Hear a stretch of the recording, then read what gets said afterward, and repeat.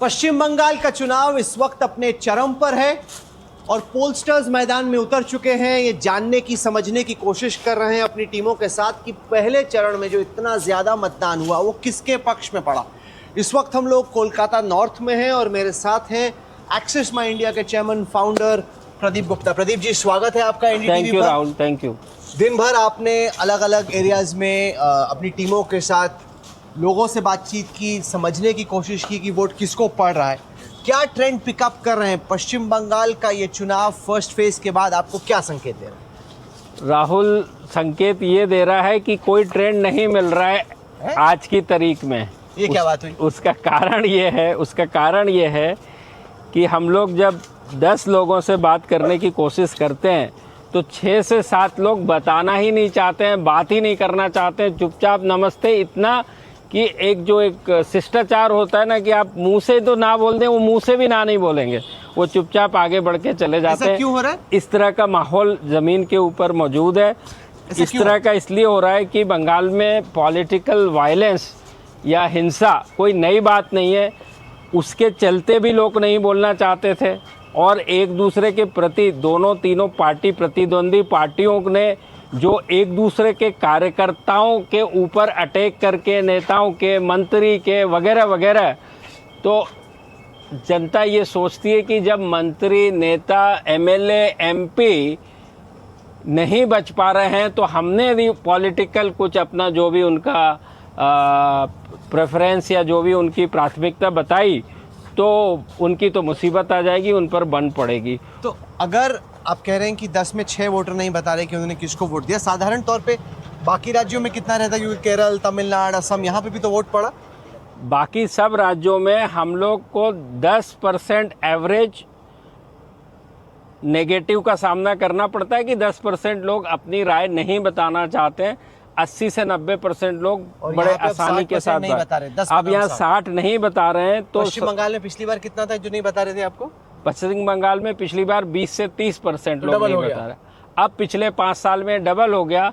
उसका मुख्य वजह जो है कि अब एसआईआर का और मुद्दा सामने आ गया और इस तरह का माहौल बनाया गया पिछले करीब 1 साल में कि भाई कोई भी सर्वे करे, कोई भी कुछ करे, आप मेरी विश्वास मानिए, हमारे पास पॉलिटिकल प्रोजेक्ट के अलावा भी बहुत से सर्वे होते हैं, राजनीतिक सर्वे को छोड़ के, और उसमें से बहुत से कई बारी गवर्नमेंट के रिलेटेड भी होते हैं, यानी विषयों से रिलेटेड।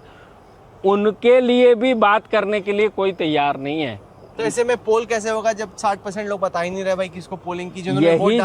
यही जो है हमारी दुविधा बनी हुई है और इसी के चलते मैंने कहा कि आज की डेट में हमारे पास कम से कम ये ट्रेंड नज़र नहीं आ रहा कि कौन सी पार्टी जीतने वाली है और कौन सी पार्टी हारने वाली है।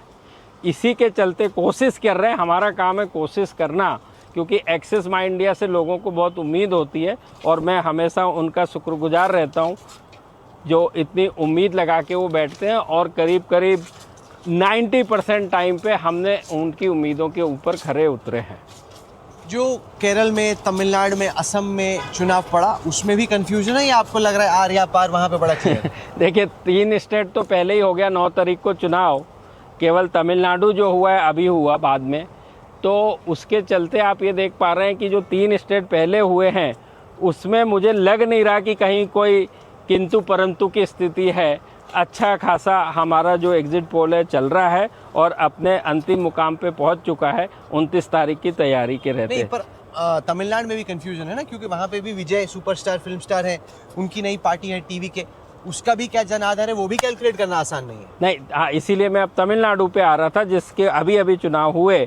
तो तमिलनाडु एक राज्य ऐसा होने जा रहा है, मेरे खुद के पर्सनल व्यक्तिगत दृष्टिकोण से इतने करीब 13 साल के मेरे इस अनुभव में, एक पंजाब 2017 का इलेक्शन था जो मैंने इतना एंजॉय किया, इतना अनप्रेडिक्टेबल था तो उसको प्रेडिक्ट करना, और उसके बाद अब ये तमिलनाडु आया है जो कि वो इतना अनप्रेडिक्टेबल होने वाला है। पंजाब के इलेक्शन में भी नए प्लेयर की एंट्री हुई थी, आम आदमी पार्टी की। 2015 की उनकी दिल्ली की 70 में से 67 सीटें जीतने के बाद जब 17 में चुनाव हुए और 4 सीटें वो लोकसभा में 14 के जीत गए थे।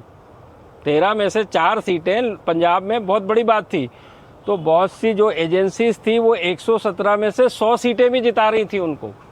तो उस मायने से भी वो इलेक्शन जो था, और तमिलनाडु का ये जो इलेक्शन है बहुत ही जायकेदार है, बहुत ही मज़ेदार है। ज़रूरी नहीं है कि हम सफल हों, लेकिन हम इसमें यदि सफल होते हैं तो ये एक असली काम करने का मज़ा है। सही बात है। नहीं, और दूसरी बात यह है कि जैसे आपने 2013 से करीब 81 सर्वे किए, उनमें से 74 में शायद आप सही थे जी। लेकिन हाल के जो कुछ सर्वेज हैं, जैसे बिहार का बड़ा चुनाव था, उसमें गड़बड़ रहा है नहीं, बिहार इस बार का गड़बड़ तो नहीं था, लेकिन उम्मीद लोग हमेशा ये करते हैं कि किसी एग्जिट पोल से क्या उम्मीद की जाए। नहीं, गड़बड़ ही था ना, इतनी बड़ी बीजेपी जीत गई, आप तो उसको ज़्यादा टाइट बता रहे थे। हाँ बिल्कुल, तो टाइट बता रहे थे। तो लोगों को मैं हमेशा ये कहता हूँ, इवन लोकसभा की भी बात कर लें 2024 की, कि भाई आप 1.1% सैंपल साइज के साथ इतने विविधता के साथ, वोटरों की इतनी विविधता और पार्टियों की इतनी विविधता के साथ, पहला उम्मीद ये की जानी चाहिए कि किसकी सरकार बनने वाली है, कौन जीतने वाला है, कौन नंबर 1 पार्टी, कौन नंबर 2। जब ये तय हो जाए तो उसके बाद उम्मीद करनी चाहिए कि किसको कितनी सीटें मिलेंगी और किसको कितने वोट शेयर मिलेंगे। उस लिहाज से आप, जैसे मैंने कहा ना, हम भी एग्ज़ाम में जाते हैं ना, तो बच्चे को यदि 100 में से पासिंग मार्क कहीं 50% होते हैं, कहीं 33 होते हैं, तो उतने मिल जाए तो चलो, जैसे सरकार भी बन गई जी, पास हो गए।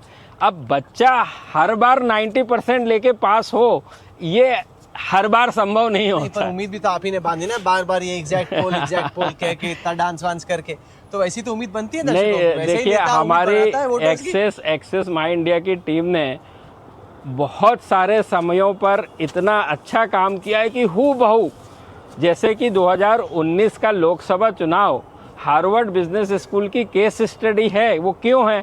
क्योंकि सारे राज्यों के सीट शेयर, सारे राज्यों के वोट शेयर हूबहू मैचिंग हो रहे थे। तो वो अब एग्जिट पोल ही तो कहा जाएगा।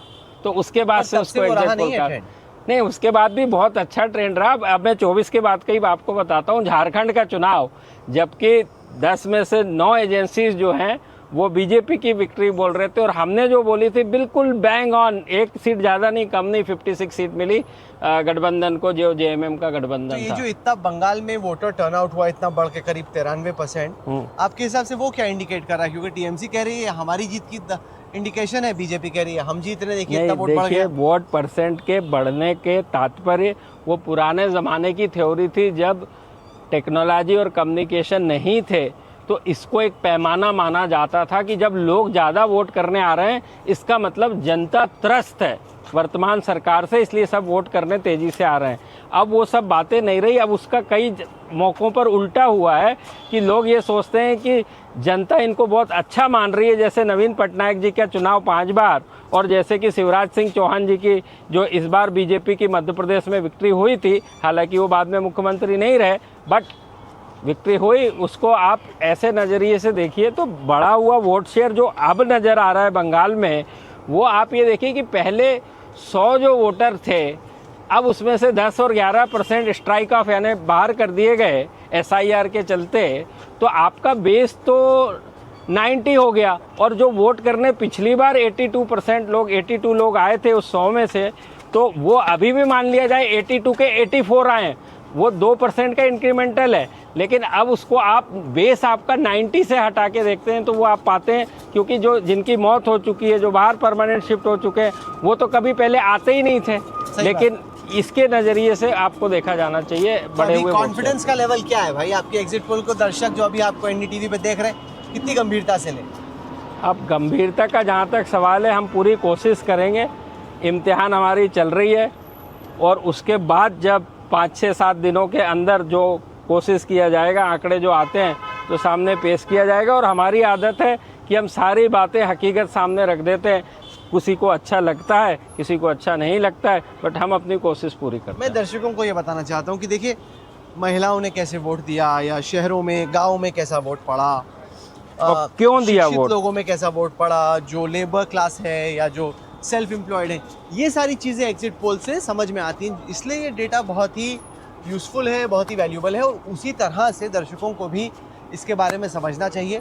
प्रदीप गुप्ता और उनकी टीम पूरी मैदान में है, और लगातार सर्वेक्षण ये चल रहा है पश्चिम बंगाल में। उन्होंने ये भी समझाया कि कितनी मुश्किलें हैं यहाँ पर ये सर्वे करने में। तो आप एक तरफ पोल भी कर रहे हैं, दूसरे भगवान का भी नाम ले नहीं, रहे हैं। भगवान का नाम। आज मेरी शर्ट जो है 12 बार गीली हो चुकी है और अभी देखिए कि हम इतने बजे शाम हो चुकी है, बट शाम में भी जो है मैं पूरी की पूरी तरह से पसीने के अंदर गीला हूँ। कोशिश पूरी की जा रही है, और तो क्या किया जा सकता तो है। वोटर न केवल नेताओं के पसीने छुटा रहे हैं, पत्रकारों के भी तो छूट रहे हैं, और साथ ही साथ पोलस्टर्स के भी खूब पसीने पश्चिम बंगाल में छूट रहे हैं। तो बड़ा दिलचस्प रहेगा। 29 की शाम को प्रदीप गुप्ता और उनकी टीम एनडीटीवी पे होंगे। उनके नतीजे हम अपने दर्शकों को बताएंगे। हमारी बहुत शुभकामनाएं आपको।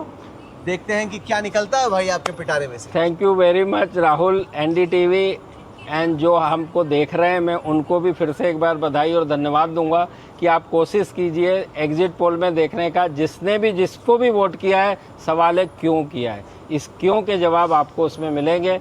किस डेमोग्राफी ने, किस जाति, जेंडर और उम्र दराज लोगों ने किसको वोट किया है, वो सब कुछ आपको देखने को मिलेगा। लाइव एक्सक्लूसिव सिर्फ एनडीटीवी नेटवर्क पर। Thank you. बहुत शुक्रिया, थैंक यू।